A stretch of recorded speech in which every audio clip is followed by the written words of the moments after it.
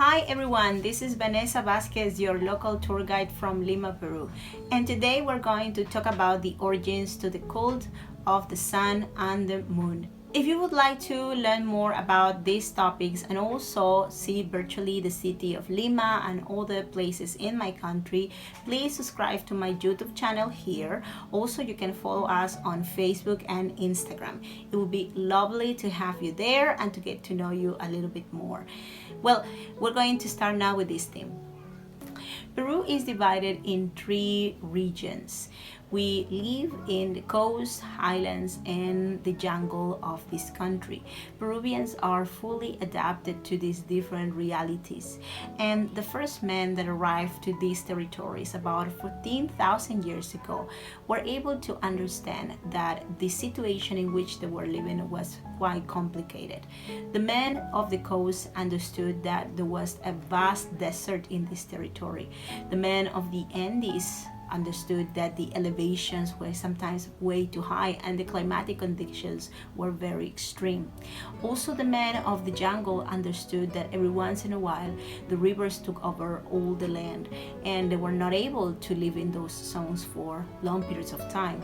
So the nature of the Peruvian territory is quite extreme. So the pre-Hispanic men had to adapt to these conditions. In the coast, for example, the life flourished in the valleys. The valleys were actually the first locations, the coast valleys, the first locations of the societies of Peru. Those were the places where the first societies emerged, such as, for example, Caral, that dates back to almost 5,000 years ago. So in these centers, in these locations, men started to not just survive and eventually understood their environment, also they were able to coexist with the nature, and they even humanized the nature.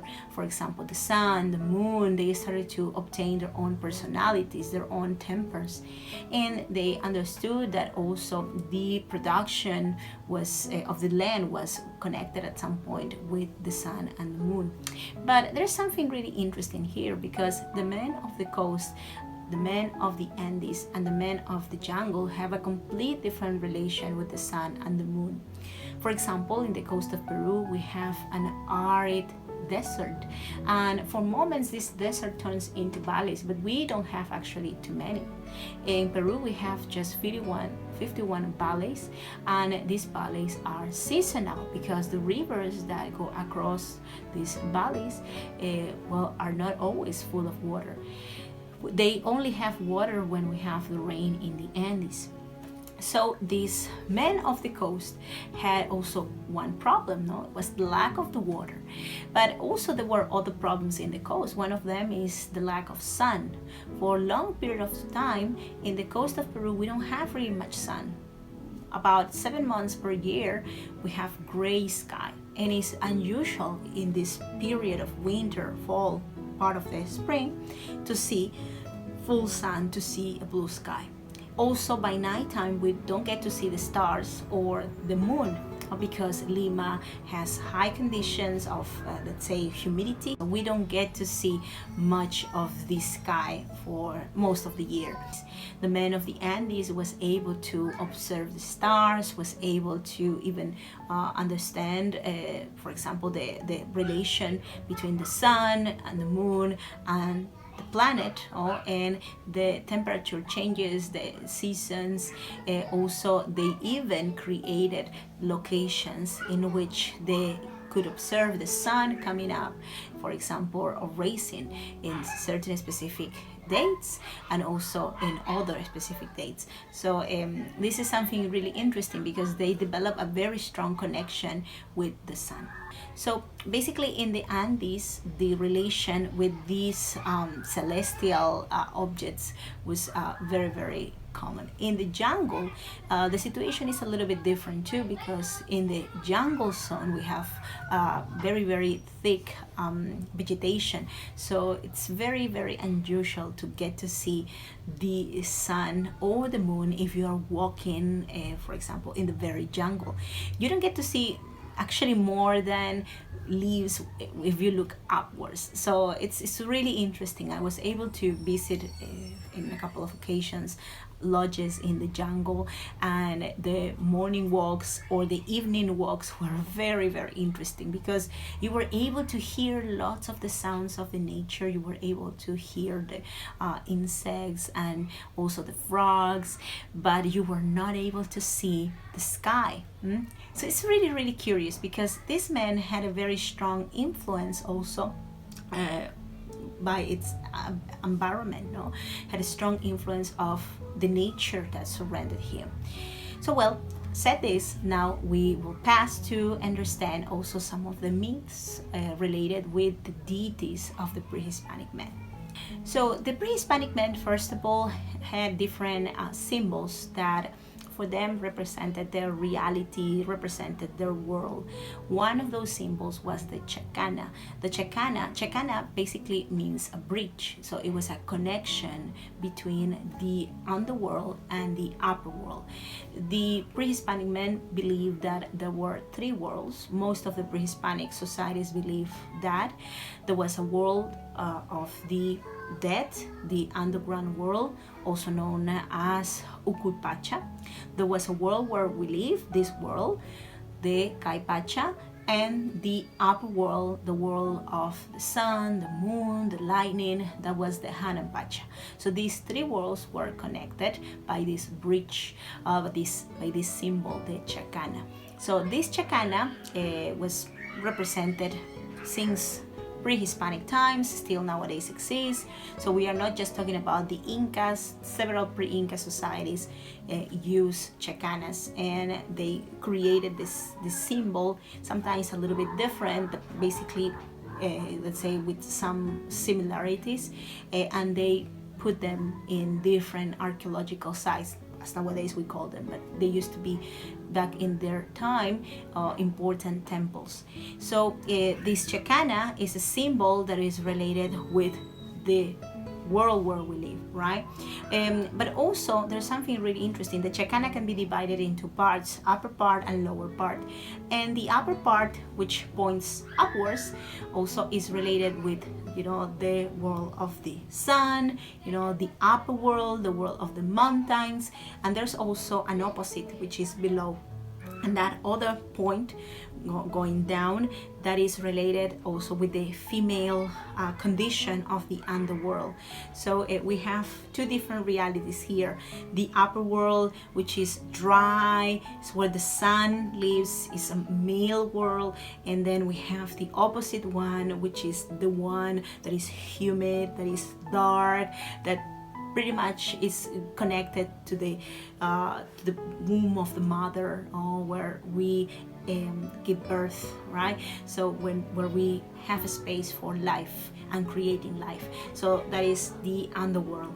So we have these two different worlds, we have these opposites, and also that is what the sun and the moon represent, the opposites that complement each other.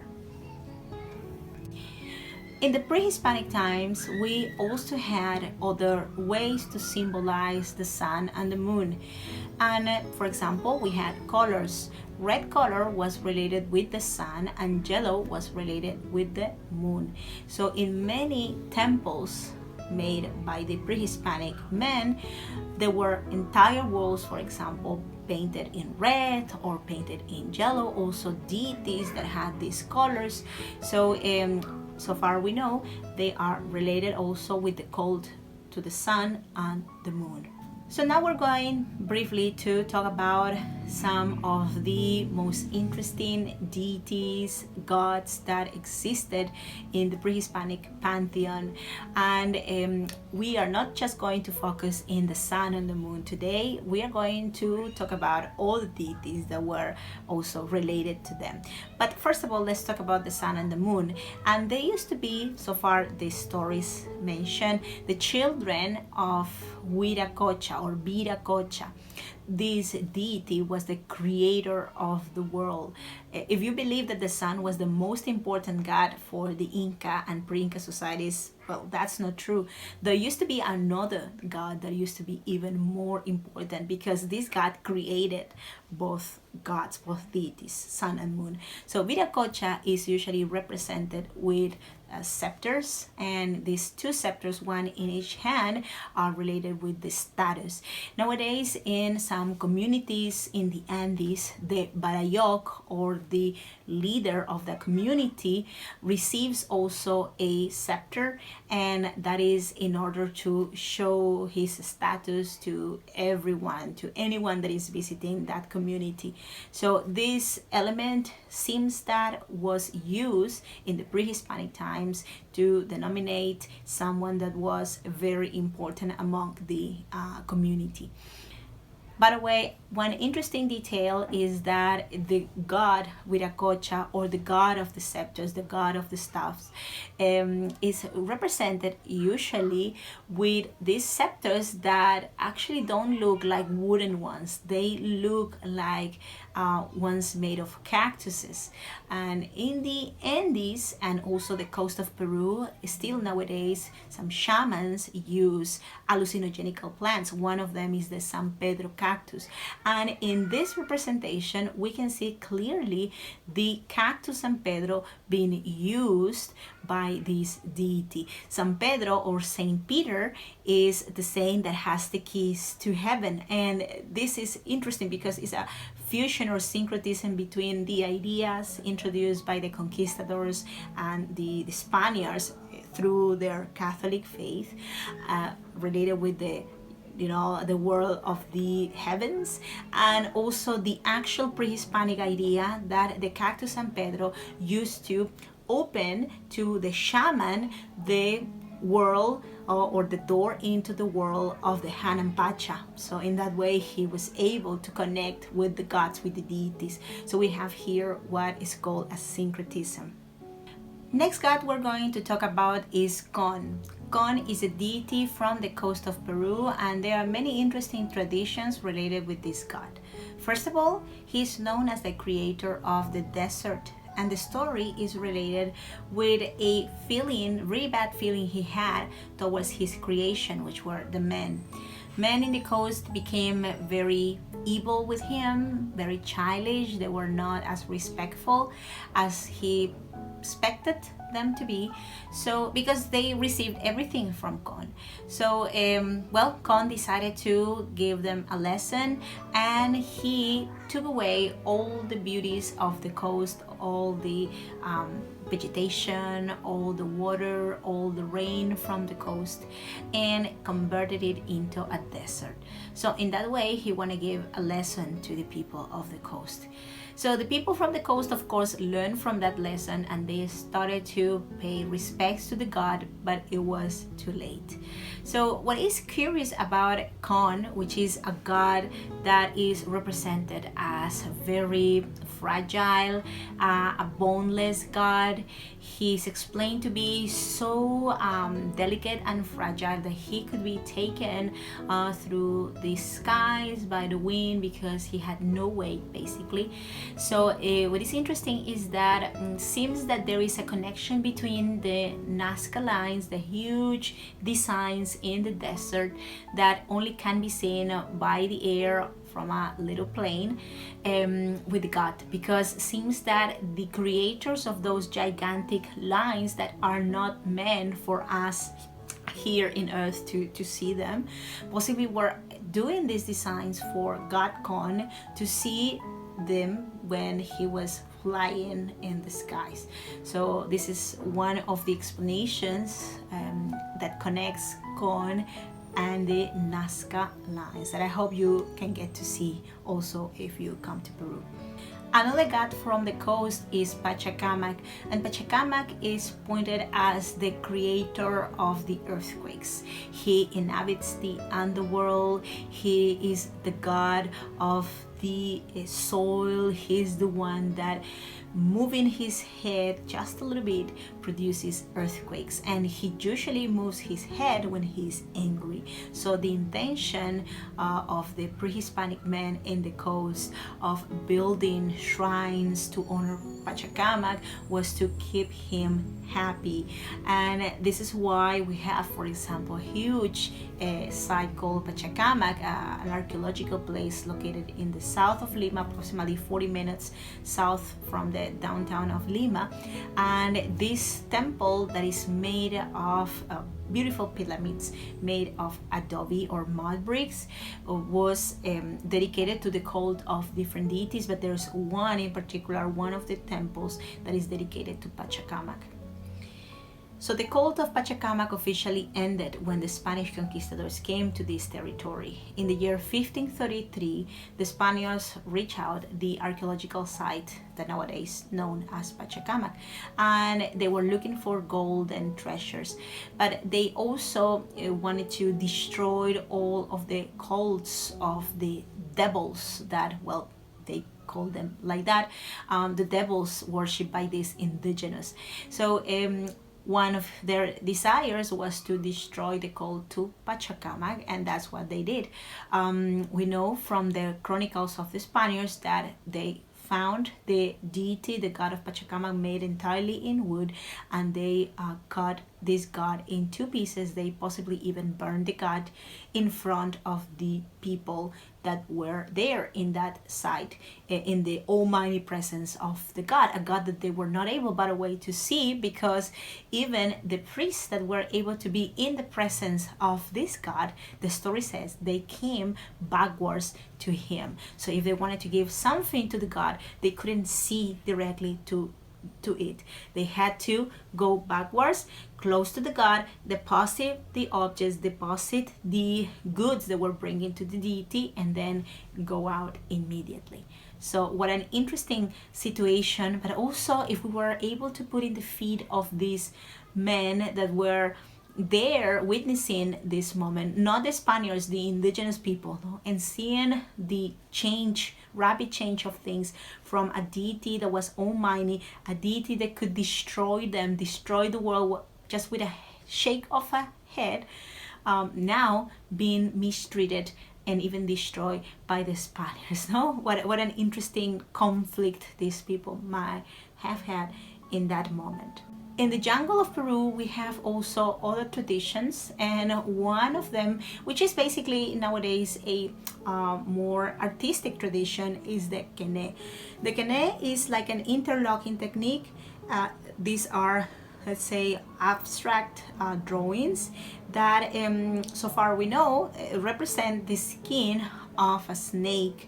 So those patterns are of course way more elaborated than the skin of the snakes, but the idea was that in the old days, during the intake of hallucinogenic plants, the shamans, the healers, were able to see things in this other world that they were visiting with these effects of the hallucinogenics, such as, for example, the ayahuasca.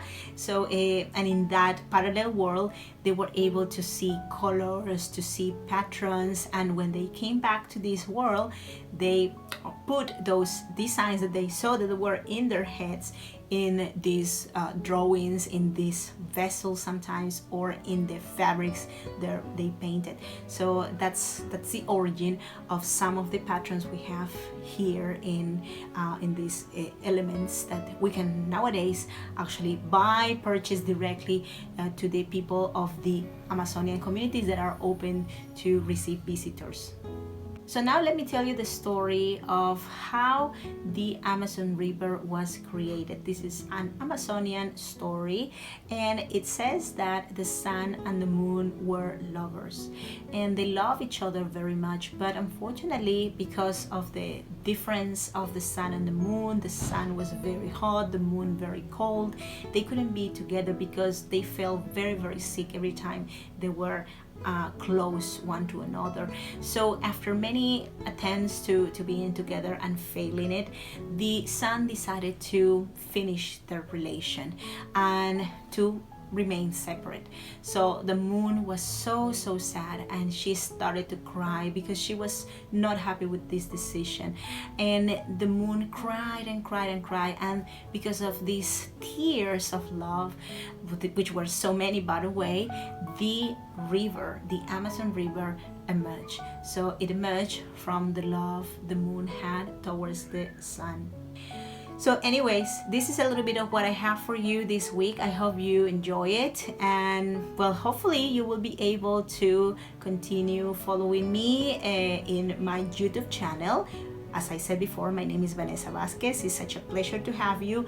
I am doing also virtual tours in my city in Lima.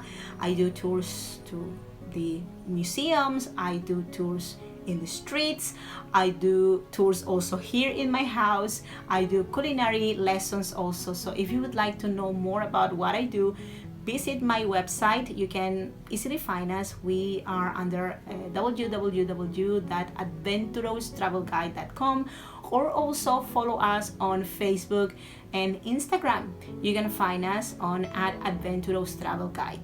So well, if you would like also to support us, we are doing our very best to continue spreading over the word about the beauty of Peru, about the culture of Peru. We want everybody to know about how beautiful is this country. And if you would like to help us to continue doing it, you can adopt us if you wish through Patreon. We can become your permanent tour guides, me, my husband, which, well, both we are doing this job, trying to bring culture to everyone around the world for free, like in this case through YouTube. So you can help us with a little monthly fee, and you are going to be, well, helping us a lot, because in that way we can continue doing these videos for you all. So well, I will be leaving you all the information for you all the information in the description box below, or maybe above. It depends on where you're seeing this video, and hopefully we are going to have your support. So well, take care, and until the next time, bye bye.